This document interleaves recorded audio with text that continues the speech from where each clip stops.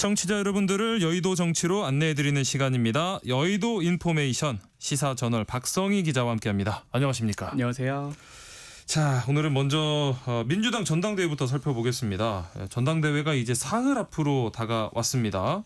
지금 정청래, 박찬대 두 후보 모두 막판 총력전에 나서는 모습인데 지금까지의 경선 흐름 어떻게 보실까요? 네, 요즘 날씨 정말 덥잖아요. 네, 뜨겁죠. 민주당 전당대회 열기도 뜨겁습니다. 아하. 일단 지금까지 흐름 정청래 후보가 확실히 주도하고 있어요. 앞서 진행된 충청 영남권 권리당원 투표에서 정 후보가 약 63%에 가까운 득표율로 박찬대 후보를 크게 앞서면서 초반 기선을 제압하고 있습니다. 네. 특히 정청래 후보 측은 이른바 밴드웨건 효과라고 하는데 권리당원 투표 흐름이 아직 투표를 하지 않은 당원들과 여론에도 영향을 줄 것이다. 이런 기대감입니다. 네. 이를 바탕으로 권리당원의 30% 이상이 포진한 호남권 표심만 잡으면 당권을 가져올 수 있다는 판단인 거죠. 예. 반면 박찬대 후보는 정청래 대세로는 일종의 착시다 이렇게 주장하고 있습니다. 예. 이유는 현재까지 공개된 충청 영남권 권리당원 표심이 전체 권리당원 대비 10% 수준에 그치기 때문인데요. 네. 그래서 박 후보 측은 연일 90%의 표심은 아직 미지수다. 역전 가능성을 내세우고 있습니다.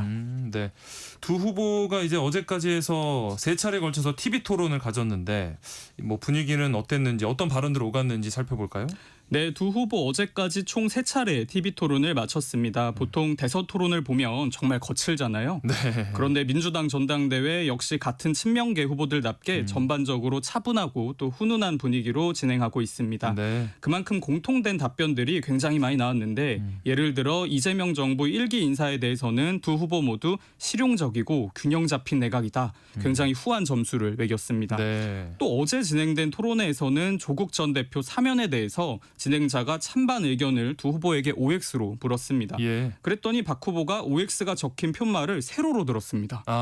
대답하지 않겠다는 가운데로. 거죠. 네. 그리고 정 후보는 아예 표말을 들지 않았습니다.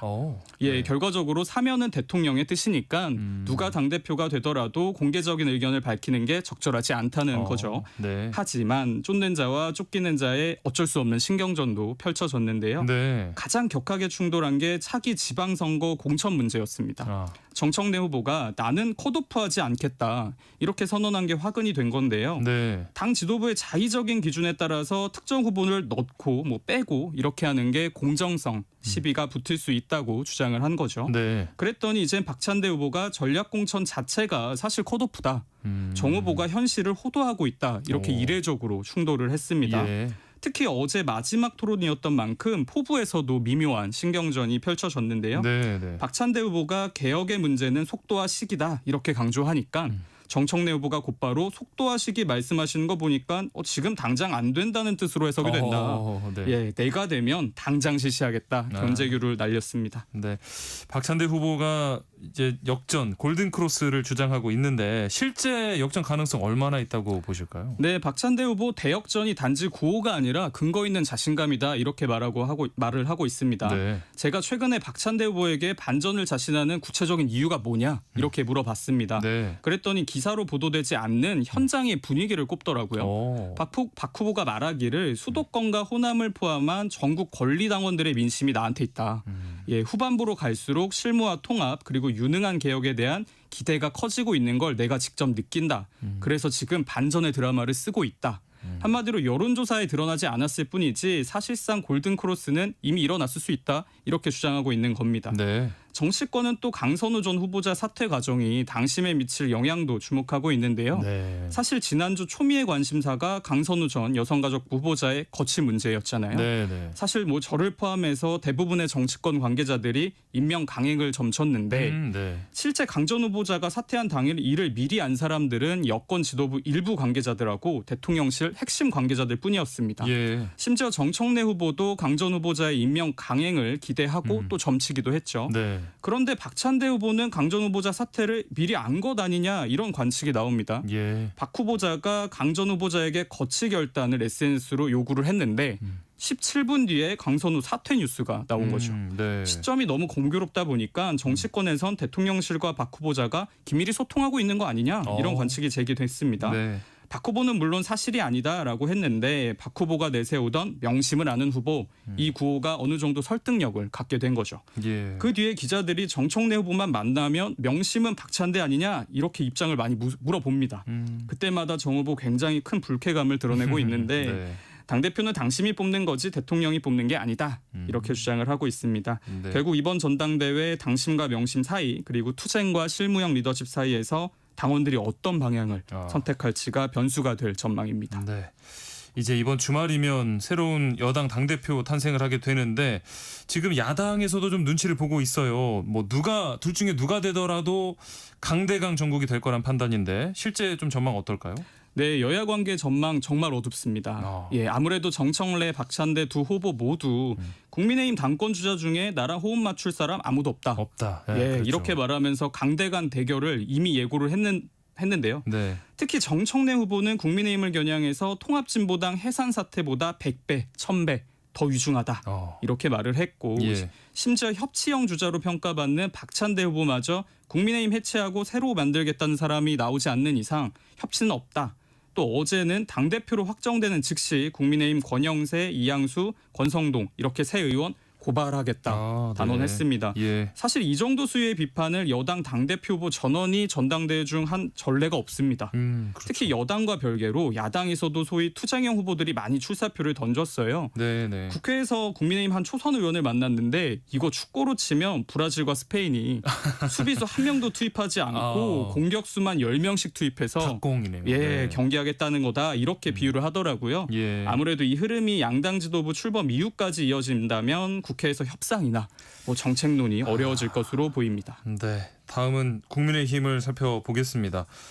일단 지난주에 한동훈 전 대표가 전당대회 불출마를 선언하면서 이 결정이 어떤 배경에서 나온 건지 궁금증이 커집니다. 네, 한동훈 전 대표 지난 24일에 전당대회 출마하지 않겠다 공식적으로 선언을 했습니다. 예. 한 전 대표가 극우 스크럼에 맞서서 보수 어게인을 준비하겠다 이렇게 밝혔는데 네. 요약하면 이번에는 선수가 아니라 당원으로서 당을 극우로 포획하려는 세력과 싸우겠다.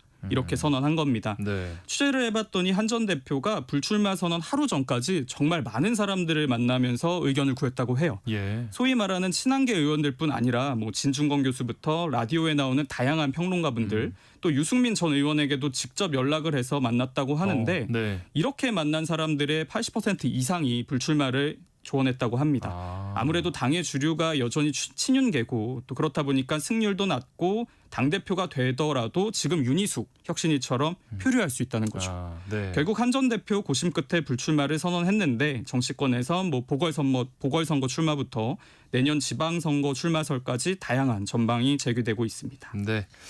자, 이렇게 한동훈 전 대표가 빠지면서 판세도 좀 변화가 생긴 것 같습니다. 지금 구도에서 누가 좀 더 우세한 흐름을 보이고 있을까요? 뭐 찬탄, 반탄 주자 대표 누가 있습니까? 네, 한동훈 전 대표의 불출마 분명히 큰 변수입니다. 네. 얼핏 보면 같은 찬탄 진영 후보인 안철수, 조경태 후보가 경쟁자가 사라졌으니까 네, 좋아할 것도 같은데 네. 그런데 막상 현장 분위기는 또 그렇지 않습니다.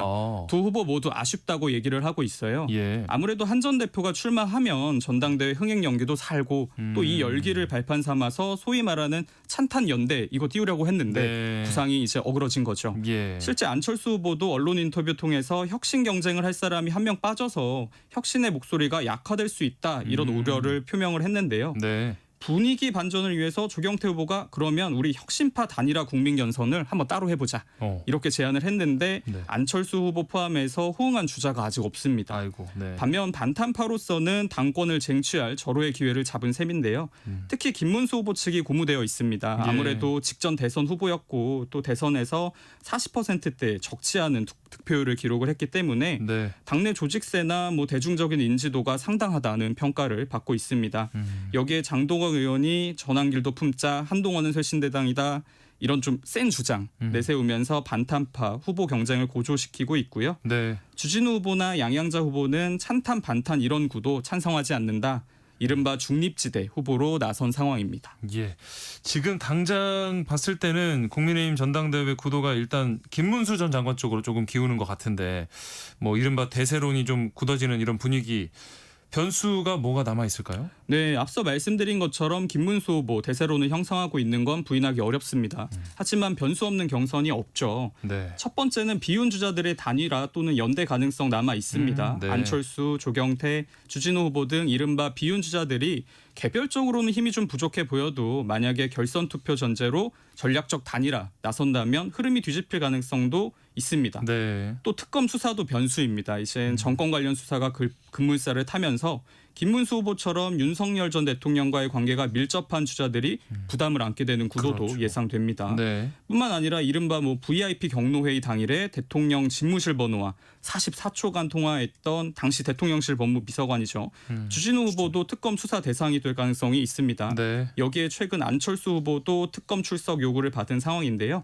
전당대회 중에 특검의 수사 속도 방향에 주자들의 촉각이 곤두설 것으로 보입니다. 자, 그런가 하면 지금 이 전당대회가 본격화되자마자 신천지 개입설이 좀 불거지면서 당 안팎이 꽤 시끄럽거든요. 어떤 일이죠?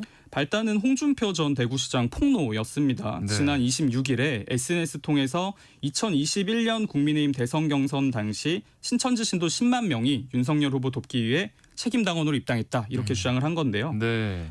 본인이 이제 2022년 여름에 이만희 신천지 교주를 직접 만나서 이런 얘기를 들었고 윤 후보가 검찰총장 시절에 신천지 압수수색을 막아준 보훈 차원으로 신천지가 대선 경선을 도왔다는 겁니다. 네. 물론 이게 사실 처음 제기된 의혹은 아닙니다. 정치권에선 공공연히 떠놀던 소문이기도 한데 네. 민주당도 지난 4월에 관련 혐의로 이제 정당법 위반 혐의, 공직선거법 위반 혐의로 윤석열 전 대통령 그리고 신천지 이만희 교주 경찰에 고발한 상태입니다. 네. 이번 논란 단순한 종교 개입 넘어서 당내 계파 갈등, 나아가 전당대회 구도 전체에 영향을 줄 수 있는 뇌관으로 번지는 모습입니다. 예. 자, 이번에는 이재명 정부 인사 얘기를 나눠보겠습니다. 지난주에 이제 강선우 전 여성가족부 장관 자진 사퇴를 했는데 이번에는 최동석 인사혁신처장 막말 논란에 휩싸였어요. 어떤 발언이 문제가 됐죠? 네, 일단 최동석 차장 한국은행 인사팀, 인사조직 컨설팅 회사 등 거친 인사 전문가로 불립니다. 네. 최근까지 유튜브 채널을 운영하기도 했는데요. 아무래도 이분이 투머치 토커입니다.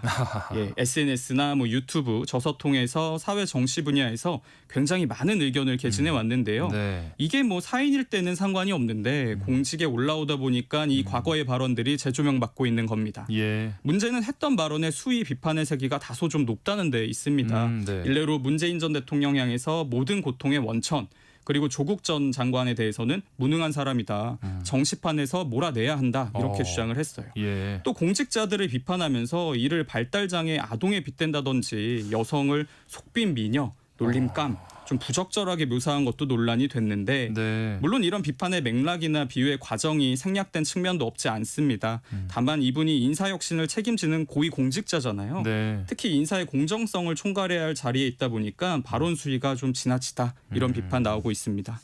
일각에서는 이번 논란의 배경에 친문과 친명 간의 계파 갈등이 깔려 있다 이런 분석도 나오던데요. 네, 아무래도 말씀드린 것처럼 이분이 맹폭한 주요 인물 중에 한 분이 문재인 전 대통령입니다. 네. 최 처장 본인이 만든 인사평가 지표가 있는데 네. 이 기준에 따르면 문 전 대통령 점수 마이너스 70점입니다. 예, 70점도 아니에요. 마이너스. 반면 이재명 대통령은 96점입니다. 예. 최 처장은 이재명 대통령에 대해서 하늘이 내린 사람, 아이고. 네. 예, 이렇게 강한 신뢰를 드러내기도 했는데 네. 이렇다 보니까 친문계 일각에선 이거 의도된 인사 아니냐. 친문계를 이렇게 비판했던 사람을 주요 요직에 앉힌다는 것 자체가 대통령의 어떤 메시지 아니냐 이런 의심이 나오는 거죠. 네. 예, 문재인 정부 국정상황실장을 지낸 윤건영 의원은 치욕스럽다 이렇게 표현하기도 했습니다. 네. 다만 정권 초기부터 계파 갈등 양상으로 비추는 게 친문이나 친명 모두 부담스럽기 때문에 최근에는 양측 모두 발언을 자제하는 모습입니다. 네. 이재명 대통령이 이번에 최동석 인사혁신처장 그대로 두는 걸까요? 분위기가 어떻습니까? 물론 정부로선 상당히 부담스러운 상황입니다. 일부 발언에 대해선 문제의식도 분명히 있는 것으로 알려졌습니다. 네. 다만 최 처장이 정성호 법무부 장관 같은 친명계 인사들도 강하게 비판을 했고 그래서 이건 계파 문제가 아니다. 공인의 신분도 아니었던 사람이 좀 강한 수위로 정치인들 논평한 거 이것까지 문제 삼아야 하냐 이런 시각도 있습니다. 예. 또 이건 평론가들의 의견이지만 이번 사안이 이 대통령의 핵심 지지층 결집과 맞물려 있다. 이런 시각도 있습니다. 네. 친명 지지층 입장에서는 같은 친명계인 최 처장을 지키는 게 이 대통령 지지자 보호 이렇게 받아들여질 수 있는 거죠. 네. 반대로 최 처장을 바로 사퇴시키거나 교체하면 자칫 친문과의 이런 진영 대결에서 우리가 좀 밀리는 거 아니냐. 이런 우려도 있습니다. 네. 다만 뭐 이 대통령이 어떤 결단을 할지는 예측하기 어렵습니다. 당장 지난주에 강선우 전 후보자도 임명을 강행하려다가 여론이 악화되니까 후보를 교체했잖아요. 네. 민심 추이를 조금 더 지켜볼 필요가 있어 보입니다. 네. 자, 1분 정도 남았는데 여당 입장에서 참 난처한 상황 같은데 정치권 반응 어떨까요? 네, 당연히 국민의힘 격하게 반발하고 있습니다.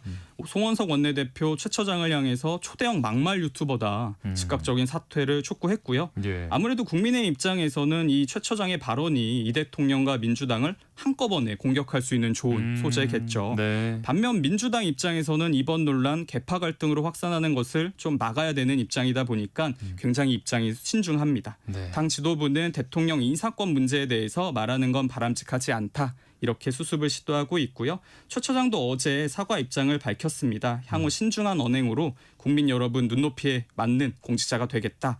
이렇게 밝힌 건데 네. 정부와 여야뿐 아니라 국민이 과연 어떤 판단을 내릴지 조금 더 지켜봐야 할 것 같습니다. 네, 오늘은 여기까지 하겠습니다. 저희 프로그램 세 단장으로 여의도 인포메이션 코너는 다음 주 금요일 일부로 옮겨서 방송이 됩니다. 다음 주부터는 금요일에 뵙겠습니다. 지금까지 시사저널 박성희 기자와 함께했습니다. 고맙습니다. 감사합니다. 세상의 모든